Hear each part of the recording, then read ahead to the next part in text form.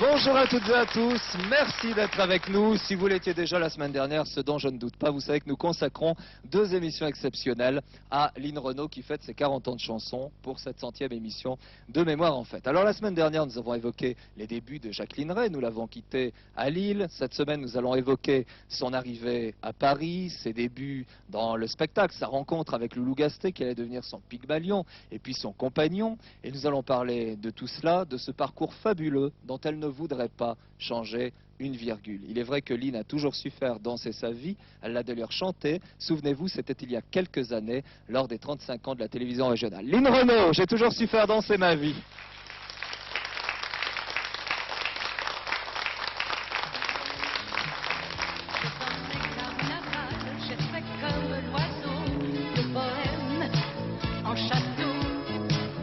J'ai fait le tour des étoiles, en solo, en duo, au plus près de mes rêves. Je crois que j'ai fait de mon mieux pour garder du ciel bleu. L'existence est trop brève, se brûler, être heureux, mais c'est tellement merveilleux. Au soleil, sous la pluie, c'est ainsi. J'ai toujours fait danser ma vie, de midi à minuit, j'ai toujours fait danser ma vie, mélodie, petite folie, et ça va très bien, merci.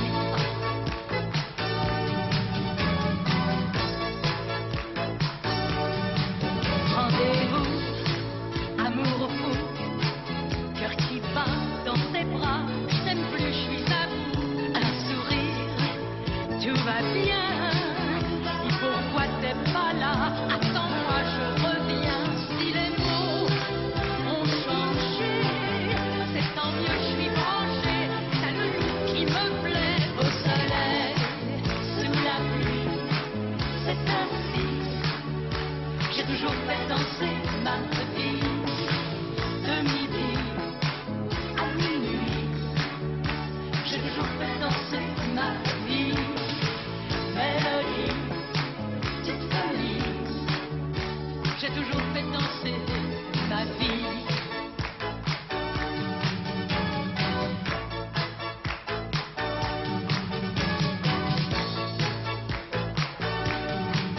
Au plus près de mes rêves, je crois que j'ai fait de mon mieux pour garder du ciel bleu. L'existence est trop brève, se brûler, être heureux, mais c'est tellement merveilleux. Au soleil, sous la pluie, c'est ainsi. J'ai toujours fait danser ma vie, de midi à minuit. J'ai toujours fait danser ma vie, mélodie, petite folie. J'ai toujours fait danser ma vie. J'ai toujours fait danser ma vie. J'ai toujours fait danser ma vie.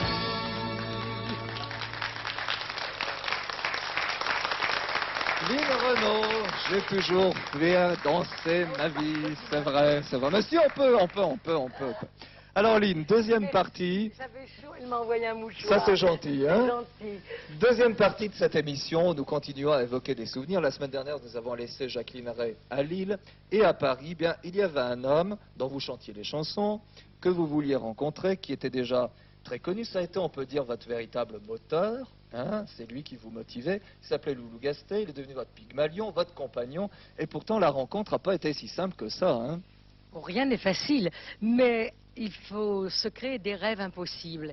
Et même dès qu'on est gosse, et quand on est jeune fille, jeune homme, des rêves impossibles et se dire on va les rendre possibles. Et moi, mon rêve impossible, c'était Loulou Gasté. C'était mon idole. Les autres camarades, Agnès, tout le monde, elles aimaient des chanteurs. André Claveau, moi, c'était Loulou. Et je m'étais mise dans ma tête d'enfant qu'il m'entendrait, il m'écouterait chanter. Et ça s'est pas du tout passé comme ça. Il me trouverait très bien. Ouais. Et vous lui avez téléphoné? Et puis il deviendrait mon Pygmalion et pourquoi pas mon mari. Tout ça, c'était à partir de mon petit village, Nieppe, et puis après Armentières. Et quand je suis allée à Paris pour la première fois, mes parents, j'étais petite fille, m'avaient emmené donc en 37 à l'exposition. Ouais. Attendez, non, c'était papa. Papa avec la fanfare était allé. Edmond. Avec sa trompette.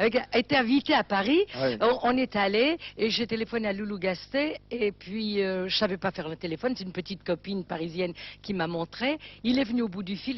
Il me dit qu'est-ce que vous voulez? J'ai dit je chante très bien. Il me dit je reçois des centaines de coups de fil comme ça tous les jours. Ouais. Donc Ça refroidit. bon, ça refroidit. Ce n'était pas mon moment. Mon moment est venu bien après. J'avais 16 ans quand j'ai rencontré Loulou. J'étais allée à Paris auditionner. C'était Monsieur Cotinet de Radio Lille qui m'avait envoyé auditionner à Radio Paris, la radio française, à la radio française. Et j'ai auditionné à ce moment-là pour l'impresario d'Edith Piaf. Il m'a engagé au Folies Belleville. Au Folies Belleville, il y avait un petit ange gardien qui était Josette Daidé, qui chantait que du Loulou Gastet. Et qui vous l'a fait Et moi, rencontrer. oui, et moi aussi, je ne chantais que ça. Et elle m'a dit, vous le connaissez pour chanter toutes ces chansons? J'ai dit non, mais je suis venue à Paris pour le connaître. Ah oui, comment vous allez faire? Je dis, je ne sais pas encore. Elle m'a dit, bien moi, demain matin, je vous amène à son bureau. Et voilà. Et ça s'est passé comme ça. Et ça s'est passé comme ça. Puis alors là, j'ai rencontré Loulou. Je savais qu'il avait 37 ans. Ouais. Moi, j'en avais 17, 16 Vous le ou dites 17. dans le livre d'Alière, Oui. très bien. Mais je ne sais pas pourquoi, il faisait tellement jeune. Puis le coup de foudre, ça s'explique Le pas. coup de foudre, ça hein, ne s'explique pas. Il avait un col roulé. Et Oui. il me dit, c'est moi que vous voulez rencontrer? Je dis, non, votre père. Bon. Ça fait toujours plaisir. Ouais. Votre père.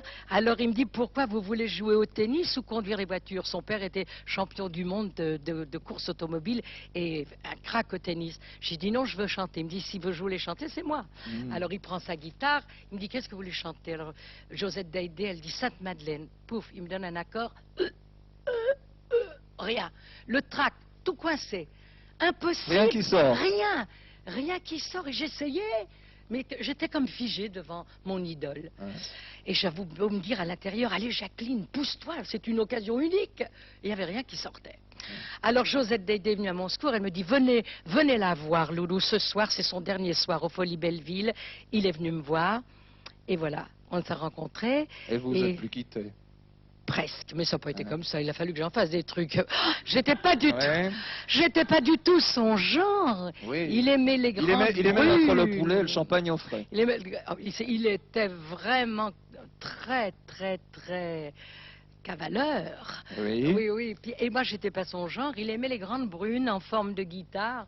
Oui. Et moi, j'étais très jeune. Elles étaient blondes. J'avais beaucoup d'acné parce que bon, c'était. ça C'est y la est, jeunesse, ouais, quoi, voilà, hein. Bon, voilà. bah oui, on connaît mais, tout ça. mais alors, quand il m'a vu, il n'arrêtait pas de parler de mes yeux. Et moi, je m'en fichais C'est de vrai mes qu'ils yeux. sont superbes. Permettez-moi de vous le dire Merci, quand même. merci. On peut faire un gros plan sur les yeux de Lynn. Merci, je les dois à mon grand-père maternel. Et il me parlait de mes yeux. Je disais, mais quand est-ce qu'il va me parler de ma voix? Oui. Bon. Et puis finalement, il a rencontré maman. Et il a dit, écoutez, votre fille peut devenir quelqu'un d'important dans la chanson française, mais il faut qu'elle m'écoute les yeux fermés. Et ça va pas être facile parce que c'est pas une rigolade de devenir. Elle croit C'est un métier. Et On n'en parle pas. il savait pas ce. Je savais qu'il avait raison. Puis voilà, j'ai fait confiance à Loulou. Et vous n'avez pas eu tort entre nous. Non. Hein. Peut-être que la plus belle récompense de ma carrière, c'est de ne pas avoir déçu mon Pygmalion. Je crois que vous ne l'avez pas déçu et qu'il est fier de vous, Lynn. Alors une étape importante, un virage important après, dans votre métier, après la consécration, après les premières chansons, ça a été en 1959, lorsque vous avez repris le flambeau de la grande tradition du Casino de Paris avec Henri Varnat. Et avant que l'on en parle, Lynn, je voudrais que l'on regarde quelqu'un dont vous parlez très bien dans votre livre Les brumes d'où je viens, Joséphine Baker, vous l'appelez très joliment la Vierge Noire.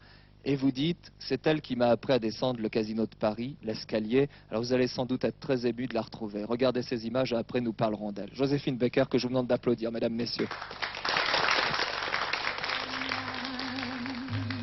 Tout va changer pour nous. Laissons-les faire, ceux qui sont jaloux de nous. Laissons-les dire, ceux qui nous traitent de fous,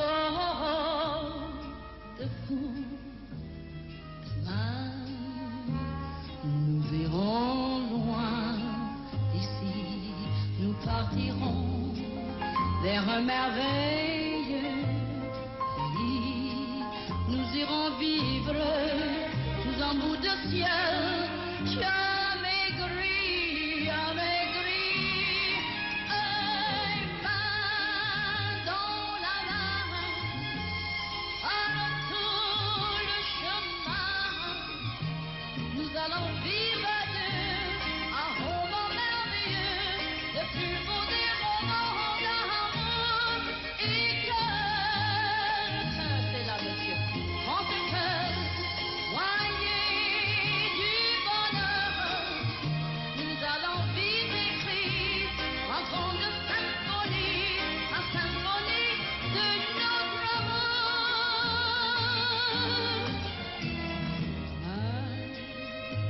Tu vas changer pour toi, laissons-les dire ceux qui sont jaloux de toi, laissons-les faire ceux qui sont jaloux de toi, de moi. Et main dans la main, et cœur contre cœur, nous allons proclamer à la face du vent que nous sommes tous les deux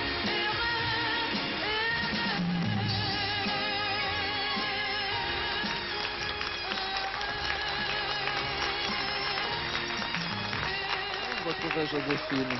Hein? Alors c'est elle qui vous a appris, qui vous a téléphoné pour venir vous apprendre à descendre l'escalier. C'est drôle parce que j'ai été poussée à devenir meneuse de revue. Je ne savais pas ce que c'était qu'une revue. Moi, c'était pas ma génération. Et j'ai été poussée par les trois grands. D'abord Mistinguett, on vous l'a dit la semaine dernière quand j'avais 14 ans, Ouais. qui avait tout compris. Et Joséphine m'appelle de Copenhague et elle me dit, je ne l'avais jamais rencontrée, elle me dit, j'ai lu dans la presse que vous alliez reprendre le flambeau, la tradition des grandes revues. Et j'étais très nerveuse à voir Joséphine Baker au bout du fil, à un mois de la première, j'étais très nerveuse. Elle me dit, Ça je se vous comprend. sens très nerveuse, qu'est-ce que je peux faire pour vous? Elle était merveilleuse. Je lui ai dit, Joséphine, je voudrais pouvoir descendre l'escalier au moins aussi bien que vous. Alors elle me dit, c'est l'escalier. Alors je dis, ah oui, c'est l'escalier. Pas Elle me évident, dit, hein. oh, d'accord. Alors elle me dit, écoutez, je vais être de passage à Paris une semaine, sans le dire à personne. Tous les matins, on travaille toutes les deux. C'est fantastique. Ouais. Et Venant tous d'une les grande matins, dame, quand pendant une semaine, toutes les deux, avec simplement la petite lampe de théâtre, vous savez, très Charlie Petite Chaplin, veilleuse, la petite oui. veilleuse, on avait l'escalier pour nous toutes seules, et sous l'œil de Monsieur Varna, elle m'apprenait tous les trucs pour descendre l'escalier, parce qu'il y a des trucs pour Il y a des descendre. trucs. Alors il y a des trucs. Quels sont les trucs? Je crois qu'il faut mettre un pied sur la contremarche. Oh, il faut Hein? toucher la contre-marche avec son talon, il faut... il y a plein de choses. Il y a une leçon. Vous me la donnerez en antenne, ça s'arrangera. Alors, Lynn, il y a eu donc Désir, 1959. Il y a eu Plaisir. Ensuite, il y a eu Paris Lynn, qui a été, je crois, la dernière grande revue de music-hall que l'on ait vue à Paris, parce qu'aujourd'hui, on ne pourrait plus en monter des comme ça. Non, on pourrait plus monter des revues comme ça. C'est pas qu'il n'y a pas un public pour ça, Ça au coûte contraire. On l'a vu dernièrement quand j'ai fait le show de Michel Drucker au Casino Ouais, de Paris, ouais, ouais. style revue, le courrier de jeunes que nous avons reçu, c'est fantastique. Donc ce qui prouve qu'il y a le public est là. Seulement il n'y a plus les moyens de faire ça. Et puis il y a surtout je ne veux pas dire avec prétention, il n'y a pas de meneuse de revue, parce que meneuse de revue, C'est difficile, Oh, finalement. C'est un genre où beaucoup échouent.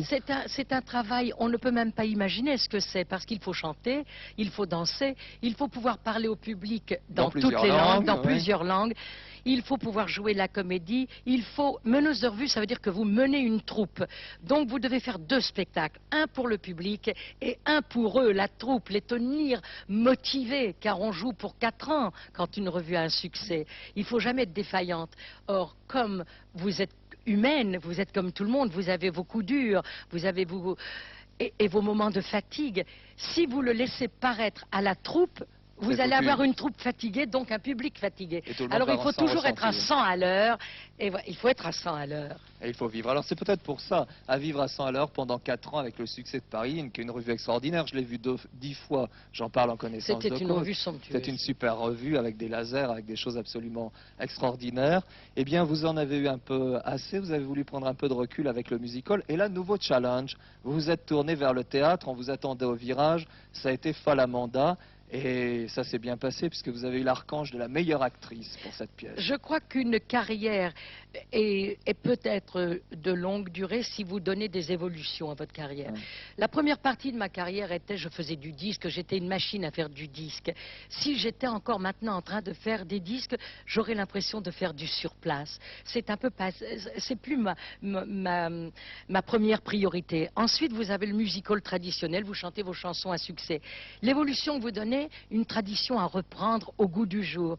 Et puis, quand j'ai fait ça entre Paris et Las Vegas pendant 20 ans, à la fin de Paris-Line, j'ai dit le musical, pas pour le moment, c'est fini, je veux Vous faire y autre chose. reviendrez. Un nouveau Vous y challenge. reviendrez. Probablement, puisque c'est dans ma nature. Oui. Et donc, j'ai commencé à jouer Folle Amanda. Je savais, au fond de moi-même, que je prenais un risque calculé. Au fond de moi-même, je savais que je pouvais le faire. Il me restait à le prouver au public. Et ça, donc, c'est j'ai bien eu, passé, j'ai eu hein. Folle Amanda, j'ai reçu l'Archange. Et je voulais aussi aller jouer ça en Amérique. C'est devenu en Amérique l'incomparable Loulou. Oui, comme par hasard. Et ma plus grande récompense a été aussi de recevoir le prix de la meilleure comédienne de l'année en Amérique avec l'incomparable Loulou. Alors, mon petit doigt m'a dit, mais je ne sais pas, il peut se tromper, que peut-être, bientôt, nous aurions la chance de revoir Lynn Renaud sur une scène, car il paraît que vous auriez acheté les droits de All About Eve, inoubliable film de Mankiewicz avec Bette Davis. Alors c'est pour bientôt? Quand j'ai toujours adoré ce film, et bien avant de savoir que je passerais un jour du musical à la comédie, à l'actrice, je me disais, si un jour j'étais une actrice, quel rôle j'aimerais jouer, ce rôle de Margot Channing dans All About Eve, les deux Personnage visages d'Ève. fascinant. C'est absolument... Bette Davis avait joué ça dans ce film, et Anne Baxter jouait Ève.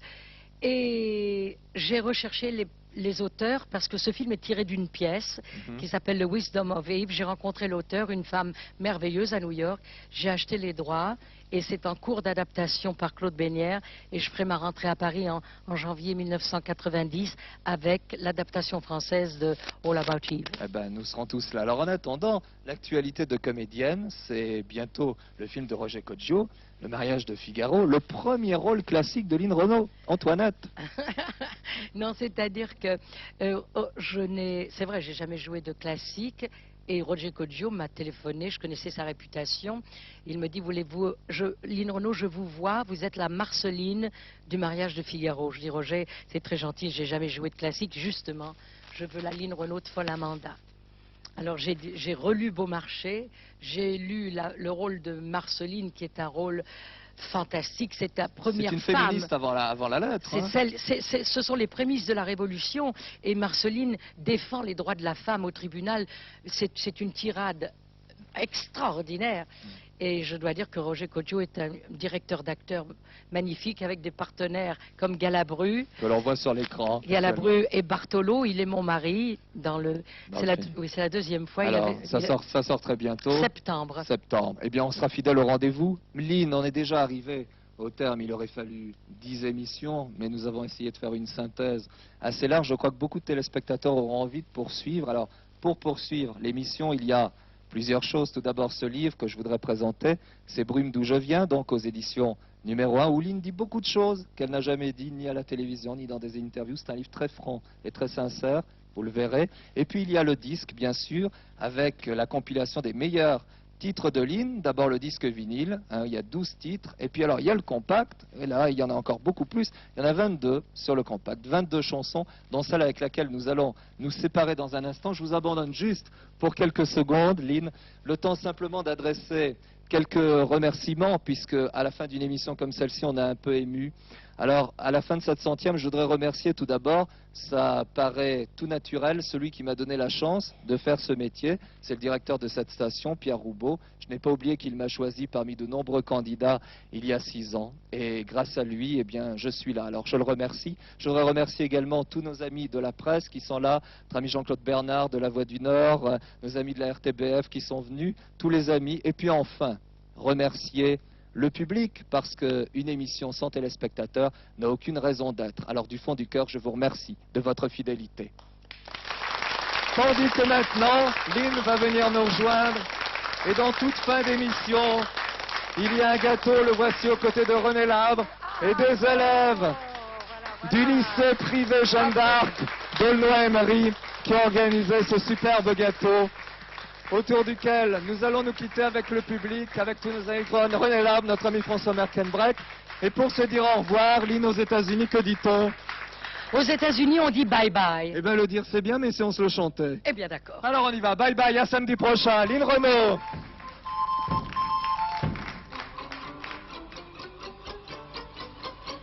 Toutes mes nuits sans sommeil, mes journées sans soleil. Bye bye. Toutes ces gares où ces trains ramenaient jamais rien. Bye bye. Tous ces matins sans repos, availlés sur ta photo, en espérant une lettre d'amour d'un fou. Je vais les mettre au clou. Tous ces merveilleux jardins où poussait jamais rien. Bye bye. Toutes ces roses fanées, faute d'être arrosées. Bye bye. Tous ces matins à souffrir, à vivre d'un souvenir, en espérant une lettre d'amour d'un fou. Je vais les mettre au clou.